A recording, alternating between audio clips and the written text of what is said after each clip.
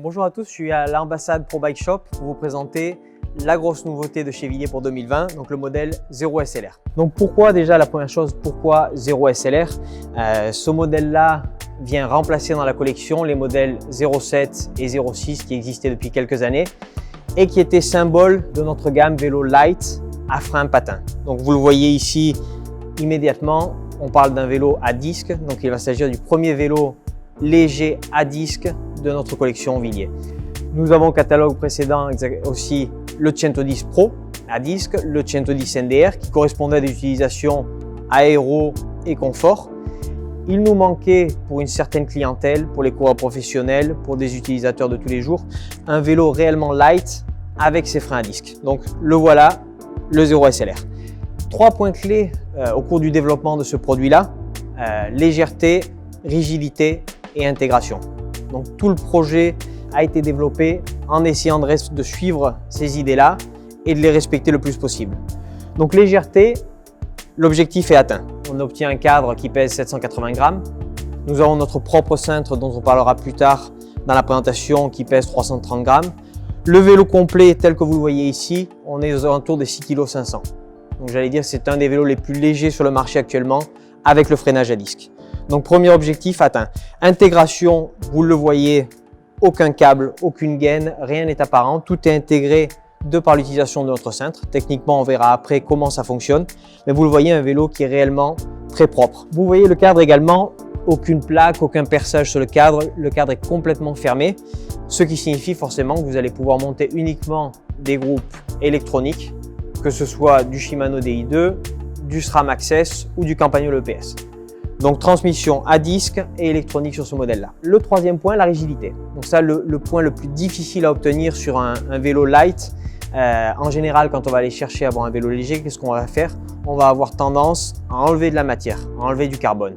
La conséquence va en être une perte de rigidité, une perte de prestation et donc un rendement bien moins bon pour le client final qui va sans doute être déçu du comportement du vélo. Sur ce vélo-là, comment avons-nous fait à obtenir la rigidité et à permettre à tous les cyclistes, quel que soit leur niveau, d'avoir de très bonnes sensations sur le vélo? Donc première chose, notre expérience en termes de fibre de carbone, de résine utilisée sur ce vélo-là. On va retrouver le même type de résine qu'on utilisait déjà sur le 06, donc une fibre 60 tonnes, très rigide, qui va être mélangée avec des résines et des fibres de carbone moins rigides de façon à obtenir dans tous les cas un ensemble qui soit cohérent. À savoir que si on utilisait uniquement de la fibre 60 tonnes, le vélo serait complètement inutilisable car trop rigide. Donc là, c'est le juste compromis et trouver les endroits où mettre les fibres de carbone.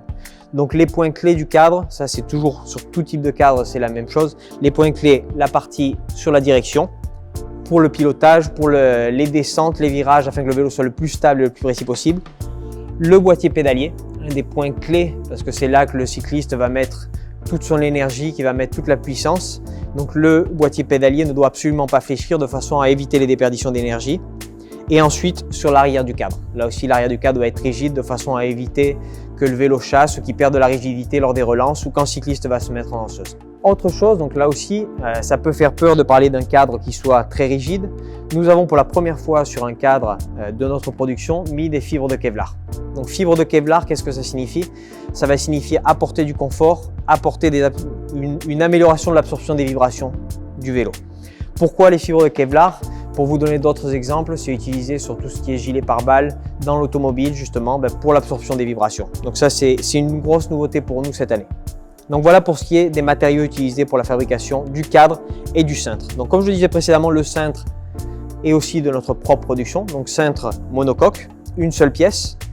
Ne prenez pas peur en termes de taille, nous offrons 5 dimensions différentes, donc en termes de longueur de potence, largeur de cintre. Donc ça veut dire que vous allez pouvoir avoir le choix entre 90 par 40, 100 par 40, 100 par 42, 110 par 42 et une 120 par 43. Ce qui va permettre à tout type d'utilisateur de trouver la bonne position sur le vélo, sachant que ces dimensions de cintre vont venir s'ajouter aux 6 tailles de cadre qui existent entre la taille XS et XXL. Donc tout type de cycliste va pouvoir trouver la bonne position.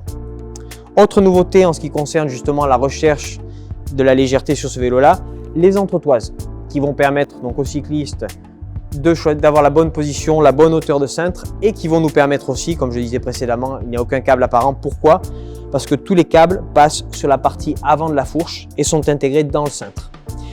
Ces entretoises ici sont réalisées aussi pour la première fois chez nous en fibre de carbone. Donc là aussi, une économie de poids. Autre point pour la recherche du poids, la tige de selle et la partie serrage de selle. À l'inverse de beaucoup de nos autres modèles, vous voyez qu'on n'a aucun collier, uniquement un expandeur en interne qui va venir exercer une pression sur la tige de selle et permettre à la tige de selle de ne pas descendre, quel que soit le poids du cycliste. Deux types de positions là aussi, encore une fois, pour tout ce qui est fitting. Vous allez avoir la tige de selle avec un recul de 15 mm et une tige de selle droite. Là, ça va dépendre du type d'utilisateur en fonction de la façon dont il souhaite pédaler. Le point sur la rigidité, pour donner quand même quelques chiffres, quelques valeurs, c'est toujours intéressant pour les personnes de comprendre. Le modèle 07, qui était notre modèle light à patins, et le modèle 06 qui était son évolution aussi, on a 20% de rigidité en plus par rapport au poids. Parce que le rapport forcément rigidité-poids est la valeur la plus intéressante sur un vélo. Dans le sens où un vélo va pouvoir être extrêmement rigide, mais s'il est très lourd, le rapport rigidité-poids ne sera pas intéressant. On est sur un modèle très rigide, très léger. Pour donner un chiffre, on est à 24% plus rigide que le 07, à poids équivalent. Donc en termes de coloris, forcément, donc 3 coloris disponibles, la couleur rouge, une couleur bleue qui a été utilisée entre autres par l'équipe Total Direct Energy à partir du Tour de France, et une couleur noire. Autre petit détail aussi, donc là où on a vraiment recherché l'optimisation, les axes. Donc vous le voyez, vous avez des axes devant et derrière de chez Mavic, les Speed Release. Donc pourquoi utiliser ces axes Mavic? Deux raisons. Donc la première, question de poids. L'ensemble, la paire d'axes pèse 80 grammes, ce qui est extrêmement léger pour des axes traversants. Le deuxième point, la facilité quand il faut changer de roue en cas de crevaison ou en cas de démontage de la roue, qui est beaucoup plus rapide qu'un axe traversant standard. Donc vous pouvez trouver toutes les informations aussi sur notre site internet.